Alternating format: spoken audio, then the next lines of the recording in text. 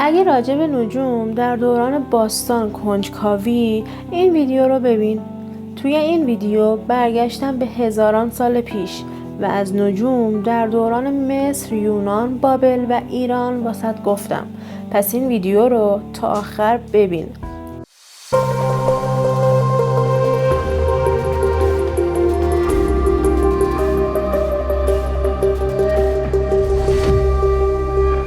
امروزه کاوشگرها به دنیاهای ورای زمین سفر میکنن. تلسکوپ‌های غول‌پیکر میلیاردها سال نوری در اعماق کیهان نفوذ میکنن. ستاره شناسان به کمک روش‌هایی از یک باریکه کمسوی نور شناسنامه فیزیکی و شیمیایی ستاره‌های دوردست رو به دست میارن و کیهان شناسان ابتدای پیدایش عالم رو شبیه سازی و آینده کهکشان‌ها رو بر اساس مدل‌های علمی پیش بینی میکنن.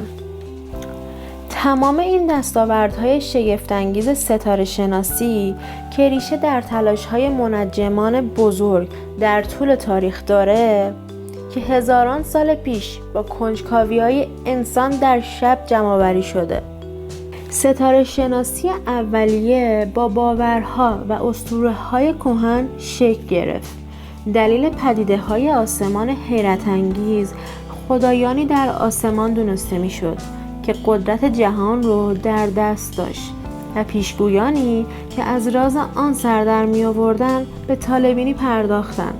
به مرور زمان ستاره شناسی علمی مسیر خودشو از اختربینی جدا کرد و رصدهای دقیق به روش‌های ریاضی و ابزارهای علمی و قوانین فیزیک به پایه‌های اصلی نجوم تبدیل شد. توجه انسان به آسمان شب، خورشید و ماه از هزاران سال پیش و حتی در دوران غارنشینی آغاز شده.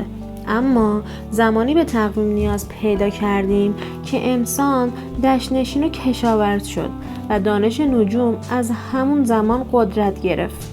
انسان برای زمان سنجی به رصد اهله ماه پرداخت. صورت‌های فلکی رو ابداع کرد تا نشون دهنده محل خورشید در آغاز فصل‌های سال باشه. کم کم صورت‌های فلکی بیشتری ابداع شد و پدیده‌های آسمان مورد توجه اولین ستاره شناسان باستان قرار گرفت.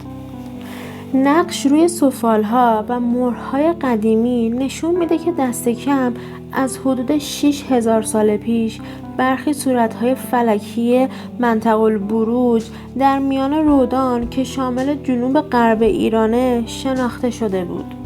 در ساخت هرم‌های بزرگ مصر که حدود 5000 سال پیش بنا شده، نشانه‌هایی از توجه عمیق به آسمان دیده میشه.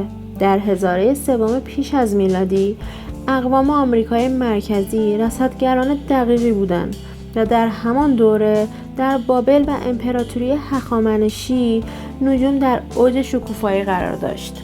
با رشد علم در یونان بیش از 2000 سال پیش دوره جدیدی از ستاره شناسی آغاز شد. از حدود 1000 پیش در دوره شکوفایی علم در جامعه مسلمانان بسیاری از منجمان ایرانی و عرب به تحقیق در نجوم ساخت ابزار نجومی و رصدخانه و ارائه جدول‌های دقیق نجومی پرداختند. دانش این دوره انقلاب نجوم کوپرنیکی در اروپا رو پایه‌گذاری کرد. تا اینجای ویدیو یه خلاصه مفید رو از دوران باستان نجوم بهت گفتم. حالا بیا با هم بریم نجوم مصر و یونان و بابل و ایران رو بررسی کنیم. در مصر باستان بعضی نقاشی‌های دیواری در معابد و هرم‌های مصر برجای مانده نشون میده که کاهنان یا روحانیان مصری رصدگرای دقیقی بودند که برای پادشاه و جهت پیشگویی رویدادها به رصد می‌پرداختند.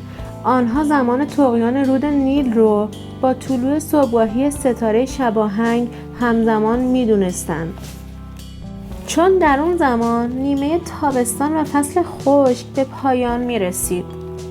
هرم بزرگ جیزه که ساخت آن 4800 سال پیش شروع شد، تونلی داره که از محل آرامگاه مرکزی هرم شروع میشه و رو به ستاره قطبی آن زمان، ستاره ثعبان در صورت فلکی اژدها امتداد می‌یابد.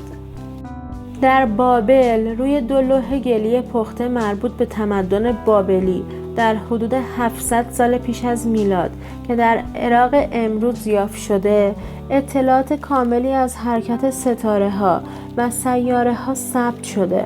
فهرستی از ستاره‌ها و صورت‌های فلکی شناخته شده آن زمان نشان روشنی از وجود پشتوانه بسیار غنی از رصد آسمان به همت بابلی هاست.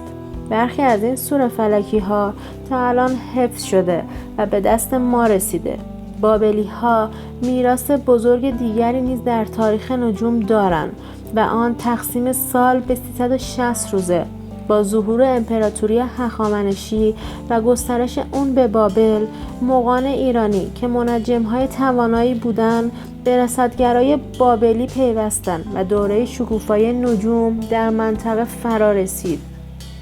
حالا بریم راجع به نجوم و تحول یونانی صحبت کنیم.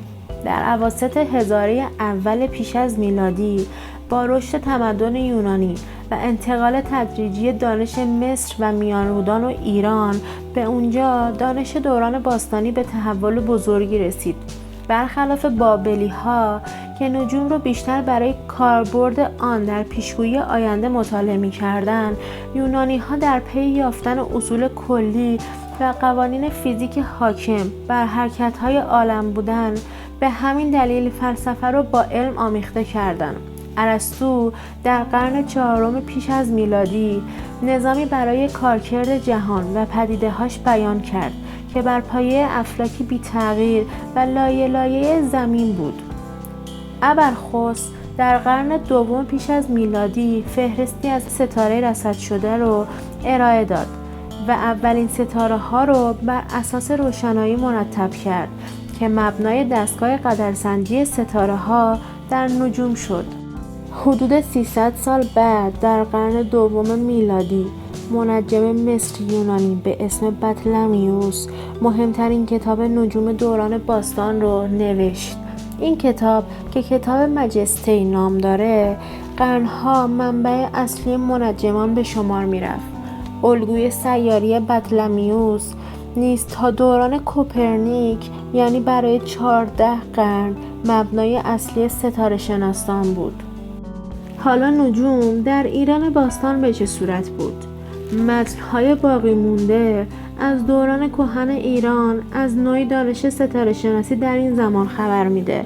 گذشته از برخی افسانه‌های کهن در متونی مانند شاهنامه فردوسی که به برخی ابزارهای رصدی پیشرفته نظیر جام جمشید اشاره داره، میتوان در بسیاری از متون مقدس تاریخی در این زمینه نشانه‌های آشکاری یافت.